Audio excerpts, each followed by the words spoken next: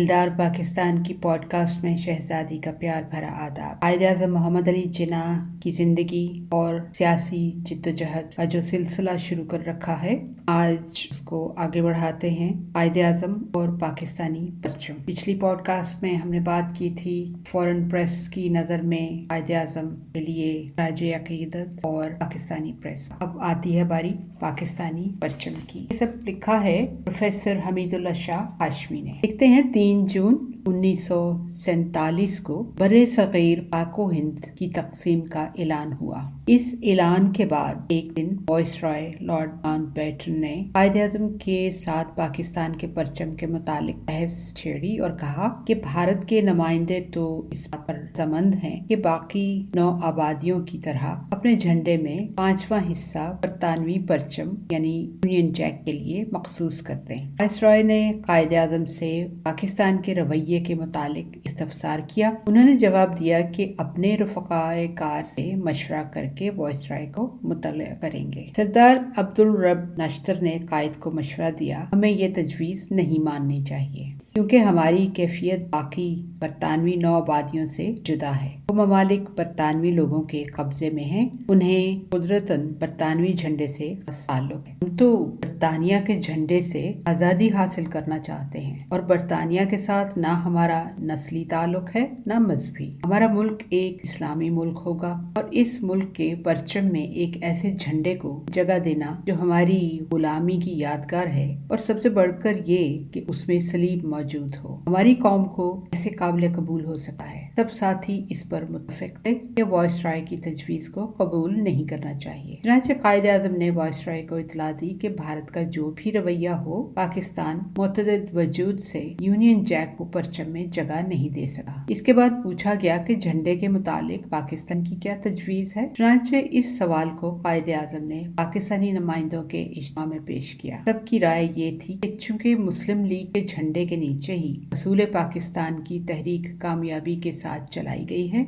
इसलिए पाकिस्तानी परचम में इसको तो रखना चाहिए, लेकिन अक़लियतों की नुमाइंदगी की भी कोई सूरत निकालनी चाहिए। फिलहाल ये तय पाया कि चूंकि पाकिस्तान में कई अक़लियतें हैं, इसलिए सबकी नुमाइंदगी के लिए अलहदा रंग या निशान के परचम रखे गए तो मौजू न होगा। बजाय इसके एक हिस्सा सफेद रखा जाए जो सब रंगों का मजमुआ है। इस तरह एक तो सब अक़लियतों की नुमाइंदगी हो जाएगी और दूसरे पाकिस्तानी परचम में सफेद रंग का मौजूद होना हमारे इस्लामी मुल्क की अमन और सुलह की पॉलिसी का भी मज़हर होगा। जब कायद-ए-आज़म ने वाइसरॉय से गुफ्तगू की तो उसने मशवरा दिया कि नेवी यानी बहरिया वाले परचम तजवीज़ करने में माहिर होते हैं, इसलिए उन्हें कहा जाए कि पाकिस्तानी नुमाइंदों के फैसले के मुताबिक परचम तजवीज़ करें। चंद दिनों के बाद बहरिया वालों ने छोटे छोटे परचम बनाकर भेजे। किसी में सफेद रंग दोनों तरफ और दरमियान में मुस्लिम लीग का झंडा था, किसी में सफेद रंग लकड़ी की तरफ और मुस्लिम लीग का परचम दूसरी तरफ, और किसी में उसका उलट, दोनों तरफ सफेद और बीच में मुस्लिम लीग के झंडे वाला नमूना तो भला नहीं लगता था, इसलिए उसे तो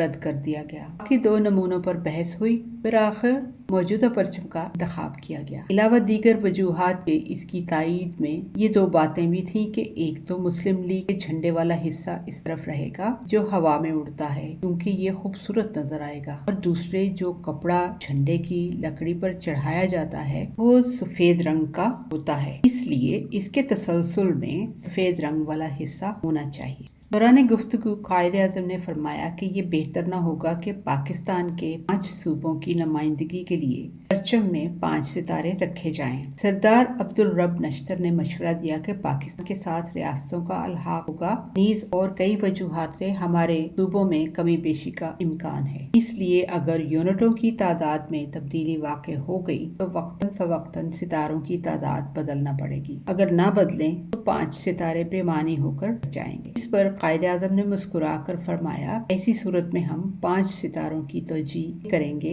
इनसे मुराद पंचतन है। आखिरकार यही तय पाया कि एक सितारा रहेगा क्योंकि मुस्लिम लीग के झंडे में एक ही सितारा है। बहरिया वालों को इस इंतखाब की इतला दी गई और उन्होंने वो फार्मूला तैयार करके दिया जिसके मुताबिक पाकिस्तान का परचम बनाया जाता है। अगस्त 1947 को कराची में पाकिस्तान की दस्तूर साज असम्बली का अजलास शुरू हुआ तो लियाकत अली खान नई فارمولا اسمبلی کے سامنے منظوری کے لیے پیش کیا۔ ان کے ہاتھ میں اس وقت ایک چھوٹا سا نمونے کا پرچم بھی تھا جس کی نسبت طے پایا کہ اسے بطور یادگار محفوظ رکھا جائے۔ قائد اعظم کی رحلت کے بعد پاکستان کے ٹکٹوں کے لیے مختلف حضرات سے تجاویز مانگی گئیں۔ اس سلسلے میں ایک صاحب نے وزارت مواصلات کو اطلاع دی چاند کی وہ صورت جو پاکستان کے پرچم میں ہے ہلال کی صورت نہیں بلکہ اس وقت کی ہے جب چاند سوال پر ہوتا ہے، یعنی قمری مہینے کے آخری ایام کی۔ یہ بات لیاقت علی خان کے نوٹس میں لائی گئی، چنانچہ انہوں نے وزراء کے سامنے یہ مسئلہ پیش کیا۔ وہاں یہ طے پایا کہ کسی تبدیلی کی ضرورت نہیں کہ ایک تو پرچم میں تبدیلی مناسب نہیں، دوم تبدیلی کے لیے معاملہ ہر دستور ساز اسمبلی کے سامنے پیش ہوگا۔ تیسرے، اگر ہم پاکستان کو اردو رسم الخط کے طرز دیکھیں یعنی جھنڈے کو دائیں طرف رکھ کر تو چاند ہلال کی صورت میں نظر آئے گا، البتہ اگر اسے انگریزی رسم الخط کی طرز پر دیکھیں تو وہ اعتراض وارد ہوتا ہے، اس کا اوپر ذکر آیا ہے۔ چنانچہ پرچم کو اسی صورت میں رہنے دیا گیا۔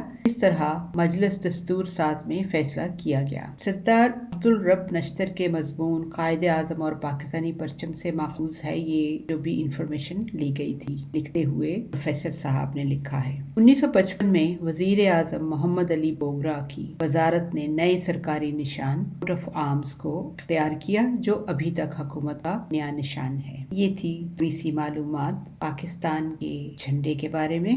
بہت اچھے طریقے سے تفصیل لکھی ہے کہ کتنا سوچا گیا، کس حد تک ہر چیز کے بارے میں۔ اگلی پوڈ کاسٹ میں ہم آپ کے لیے لے کر آئیں گے جنا ٹوپی۔ پھر میں قائد اعظم کے مشہور و معروف کوٹس میں سے ایک آپ کے ساتھ شیئر کرتے ہیں جو کہ آج کے حالات کے لیے بھی یاد رکھنا بہت ضروری ہے۔ We must be prepared to face all difficulties and consequences, make all the sacrifices that may be required of us to achieve the goal we have set in front of us. ہمارا ای mail address ہے dildarpakistan@hotmail.com. Until next time, take care. God bless. اللہ حافظ.